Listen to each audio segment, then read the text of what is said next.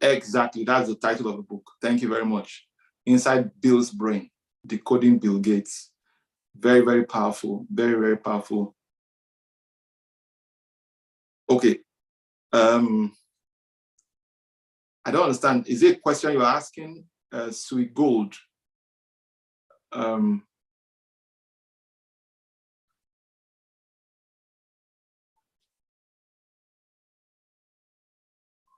Okay, how can you build wealth by shortlets? That will be on during our real estate series. So every Saturday, I'm going to be doing this. Sometimes I bring in some of my friends. Sometimes I'll bring some of my mentors. So every Saturday, at least for the time being, this is one of the things I'm going to be doing. And one of them is going to be addressing people who are in business. Some of it will be addressing people who want to go into shortlets, who want to go into real estate investments. All right. So watch out. Next week, we'll communicate to you during the week on some of the opportunities that also exist. So, but every Saturday, 5 p.m. West African time, 12 a.m. or 12 noon Eastern Standard Time, we'll be having a session like this. So I can't answer that question now because a whole lecture. What's the 3 most insightful books you've read? I've read quite a lot of insightful books, but when it comes to the area of wealth, I will tell you, number 1, not in no particular order. I've read What Rich People Know and Desperately Keep Secret. What Rich People Know and Desperately Keep Secret by Brian Sher. Brian Sher is an Australian businessman and publisher, and that book is very, very good. So if you are in business or you intend to go into business, that's one book that is a must read for everyone here. So you need to get that book. Then Parable of Dollars by Sam Adeyemi. That book is also another very powerful book.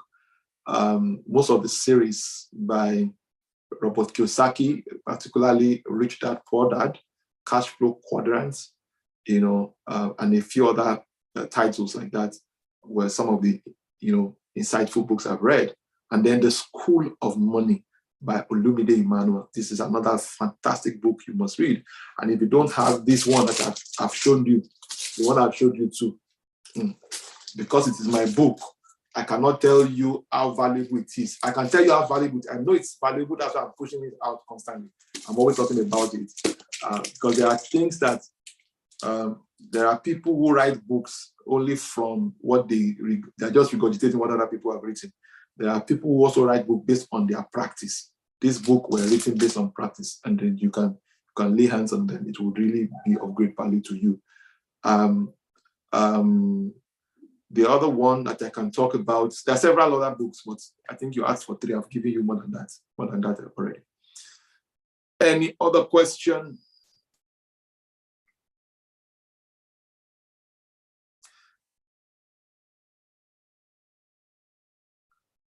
Okay. Okay, so I'm just reading this. Thank you for reaching out. So you need me as your real estate, as a trainer or facilitator in Ibadan for a real estate business summit. Fantastic. Just reach out to my PA, consolidate the plans, she will verify with my calendar and my availability, and then I'll make myself available, okay? So just call the number 0708-797-0441. 0708-797-0441. 0708-797-0441. Okay, please make these videos downloadable on YouTube so that we don't keep using data to rewatch my time. Well, when you say downloadable, I really don't, my executive assistant would look into that and see what can be done. What is the practical way to create wealth when the person has a zero financial background? The first thing is investing in yourself, is to learn. You see, what you learn impact on what you earn. If you're not happy with what you are earning, then there's something fundamentally wrong with what you have learned. So you need a means of livelihood, but to earn a means of livelihood that is sustainable, then you need to learn a skill. You need to develop a skill, right? Your talent is natural. Talent is by nature, gift, talent and gifts is by nature. Skill is by choice, and it requires effort, it requires learning, it requires training, it requires grooming. So you may need to submit to mentorship and all of those things and continue to read and continue to learn. So there are many, many skills you can develop now, even from the comfort of your home or office or wherever you are, right? There are many, many, many things you can learn that can help you to start making, because where you are right now requires that you start earning income, right? And it also begins with learning and changing the way you think. And then, you need to make adjustments with your relationships. There are people you have been following. There are people you're associating with that will not really, really, really help you. So you need to make adjustment in that area. That's where you begin from. Make money. And to make money, you need to be adding value. To add value at a level that will pay you what nobody else is earning, you need to develop skill. How can one stay motivated over passage of time? Your association, the quality of people you are moving with will determine how motivated or demotivated you will be. All right. And then the quality of information that you also consuming, all right, will also determine how motivated or demotivated you will be. All right. So that's very, very important. That's very, very important. Practical tips on goal setting. Well, there are two, things I'm going to say on goal setting. Make your goal smart. Smart, by smart, I mean, make sure that it is specific, not ambiguous. Make sure it is measurable. Goals have to be quantifiable in order for you to measure progress, okay? Make sure it is achievable based on your own personal experience, based on your skill, based on your network, based on what you have achieved before, right? You don't just set big goals, without looking at your own internal capacity and internal resources. So then make sure it is realistic. You can't achieve new goals with old strategy. You need something new. So goals will remain unrealistic if you are using old strategy to drive new goals, and then make it time bound. So there has to be timelines to every goal you set. Apart from ensuring that goals are smart, the other part is make sure that your goals are seductive.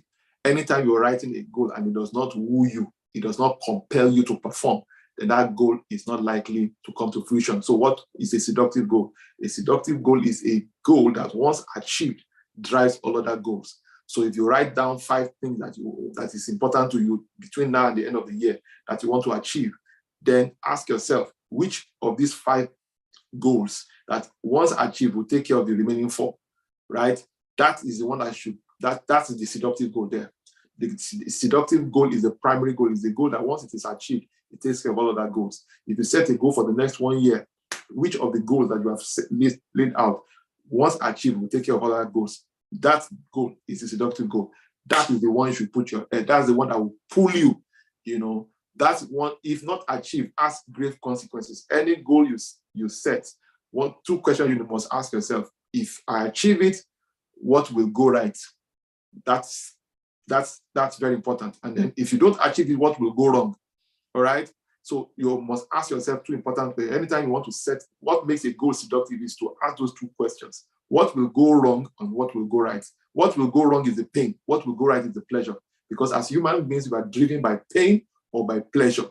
Okay. So it's important to always ask that question. So when you set a goal and nothing will go wrong, nothing will go right, there's no reward for performing, for achieving the goal, and there's no consequence, there's no pain if anything goes wrong. Then it's not a goal that's likely to come to fruition. All right. So those are few tips. Maybe in the course of this series, I'm going to take time to also give you a lecture on that, so you can pick that. It will also help you a great deal. All right. Please, can I have access to this video after this season? Oh, absolutely. It's available on my YouTube channel. You can go on my YouTube channel. On my YouTube channel, it's live right now, so you can pick them on my YouTube channel. Okay. All right. Thank you very much, everyone. And next week, I will continue. This series we just rounded up today is not done yet. So there are other 5 habits wealthy people have developed that make them wealthy. I'm going to share them with you next weekend. Thank you very much and see you next week. Go and subscribe to my YouTube channel right now and you'll be glad you did. Bye for now.